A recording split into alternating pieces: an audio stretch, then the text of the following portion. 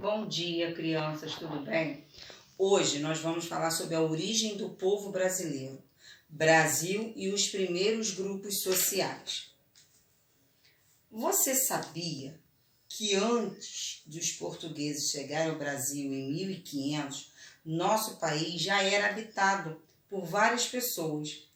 Esses grupos que viviam no Brasil organizavam-se em sociedade com culturas, hábitos e estilos de vida riquíssimos, semelhante a nós. Elas também constituíam família, tinham sua própria língua e celebravam suas tradições. O nome que os colonizadores deram a esses povos é indígenas. Isso aconteceu devido a um erro de geografia, pois quando os primeiros europeus chegaram às Américas, eles acreditavam estar nas Índias. Por isso começaram a chamar o povo que vivia aqui, que eram os índios, de indígenas, que viviam próximo ao rio Indo, na Ásia. Assim, os colonizadores europeus passaram a chamar todos os povos nativos americanos de índios. Contudo, é importante que se saiba que essa palavra acabou generalizando grupos diversos, ou seja, no imaginário popular, todos os índios são iguais.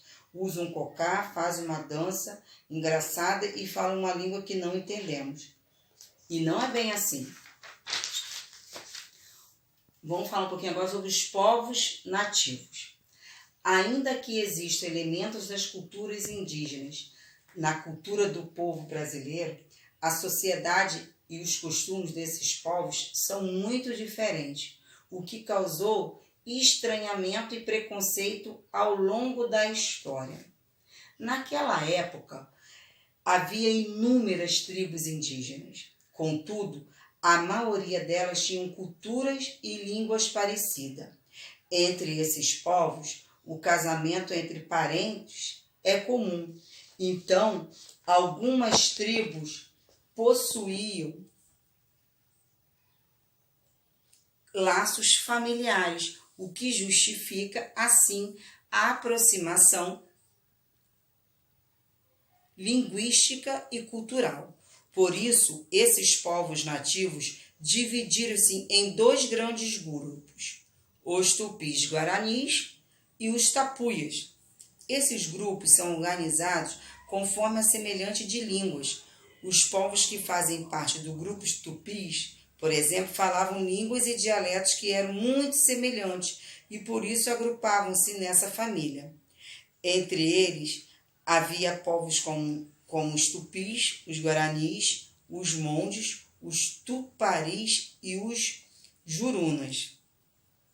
Cada tribo ou aldeia possuía o seu chefe, mas não havia um líder que comandava todos os tupis ou guaranis. Entre eles não havia escravos e todos trabalhavam igualmente, incluindo o próprio chefe da tribo. Os padres jesuítas que vieram ao Brasil no século XVI usavam a palavra tapuia para se referir àqueles que falavam línguas diferentes. Essa palavra foi retirada do vocabulário dos tupis-guaranis. Como os portugueses tiveram contato inicialmente com os tupis e guaranis, e por eles serem numerosos, esses padres decidiram aprender a língua dos tupis e transformá-la em uma língua comum a todas as outras tribos. Impor uma nova língua a esses povos foi determinante para que eles passassem a perder a própria identidade. A maioria das tribos indígenas eram nômades. Eles viviam da caça, pesca e coleta. Enquanto os alimentos daquela região acabavam, eles queimavam suas aldeias e mudavam de lugar. Por isso que eles eram chamados de nome. Cada época eles estavam em um lugar. Contudo, havia aqueles que se estabeleciam em uma região, desenvolvendo a agricultura de alimentos, como feijão, milho, abóbora e mandioca. Essas tribos são conhecidas como aldeias agrícolas indiferenciadas, pois não há classes sociais. Entretanto, existiam tarefas realizadas apenas por homens, como a caça, e aquelas feitas somente por mulheres, como era o preparo da comida e as pinturas corporais. Eles também eram, em sua maioria, povos poligâmicos, ou seja, o que quer dizer poligâmicos? São homens que casavam-se com mais de uma mulher e tinham vários filhos. A guerra era uma prática que integrava as tribos e os inimigos eram capturados e mortos. Como dito anteriormente, os nativos brasileiros desconheciam a escravidão. Aí agora nós vamos falar sobre os portugueses. Quando Portugal chegou ao Brasil, no século XVI, não havia GPS, não havia aplicativo de celular, mas a tecnologia tão importante quanto a bússola, os sextante e a luneta, esses instrumentos foram essenciais para que eles pudessem navegar ainda mais, pois eles já exploravam os mares desde o século XVI.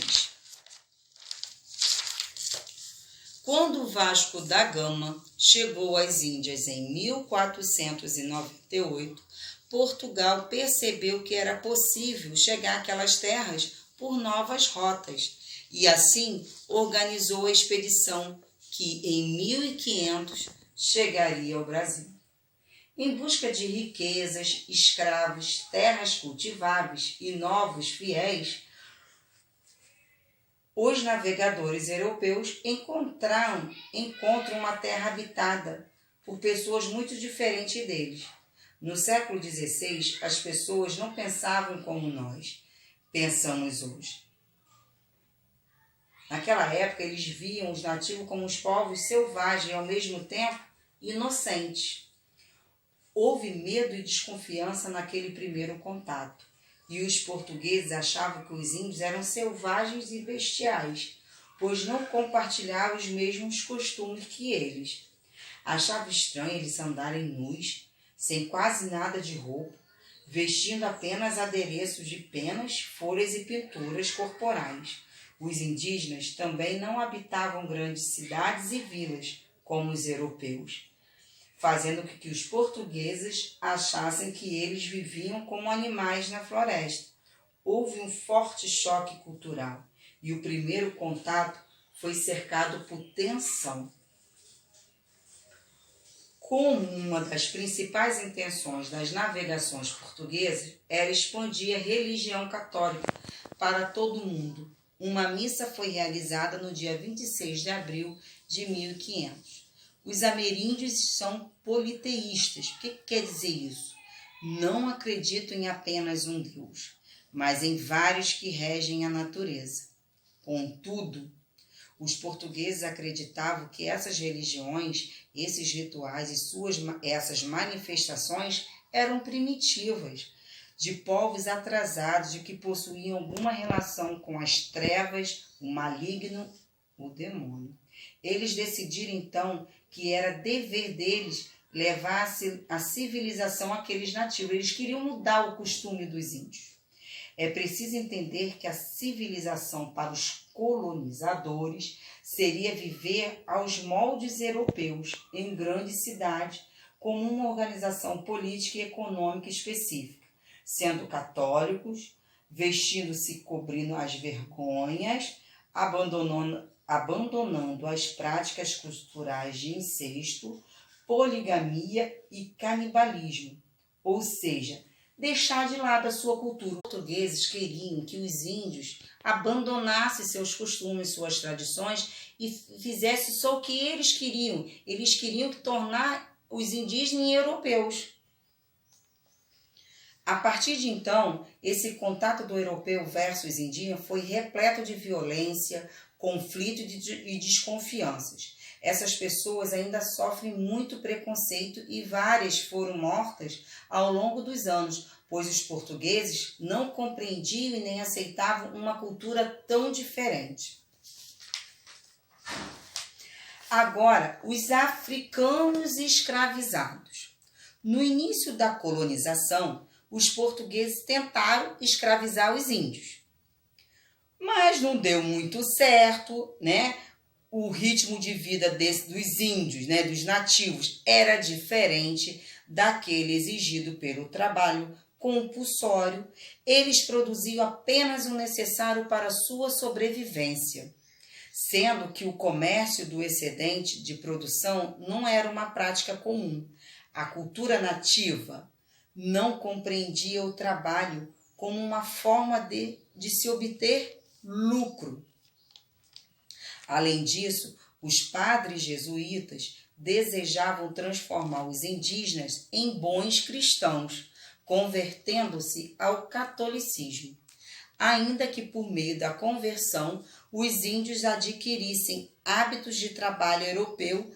Atritos entre os colonizadores e os padres surgiram, dificultando a escravização desses povos, pois os líderes religiosos queriam que eles se dedicassem ao aprendizado da cultura e religião europeias.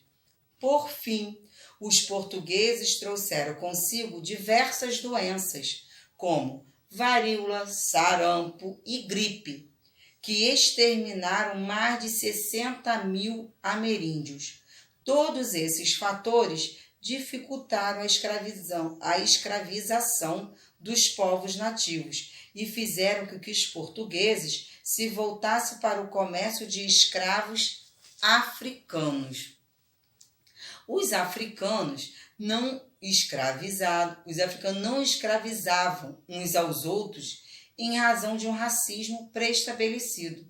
As relações de escravidão tinham a ver com a cultura de guerra.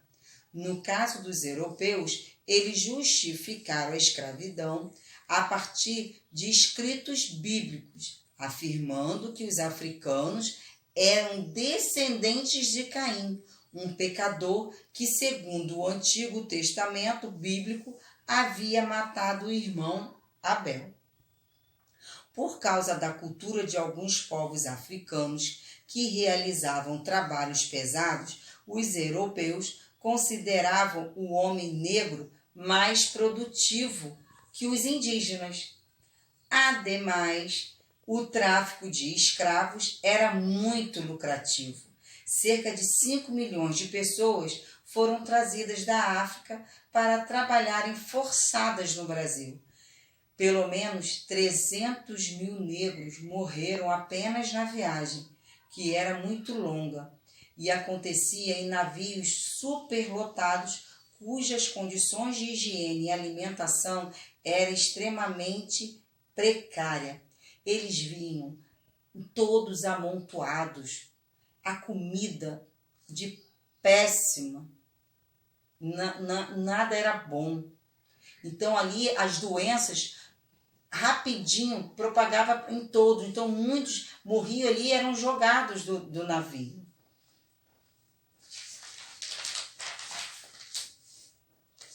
Eram povos muito diversificados, cada um com sua cultura, organização social e familiar, economia, hábitos, crenças e rituais. E a maneira como ocorreu com os povos indígenas. Os negros escravizados também sofreram aculturação, pois os seus modos de vida eram considerados inferiores, errados, pecaminosos. Esses povos sofreram muito, pois viveram por séculos de escravidão. Foram torturados, violentados, mortos. Eles não possuíam direitos e mesmo após a abolição da escravatura em 1888, eles continuam sendo marginalizados e excluídos.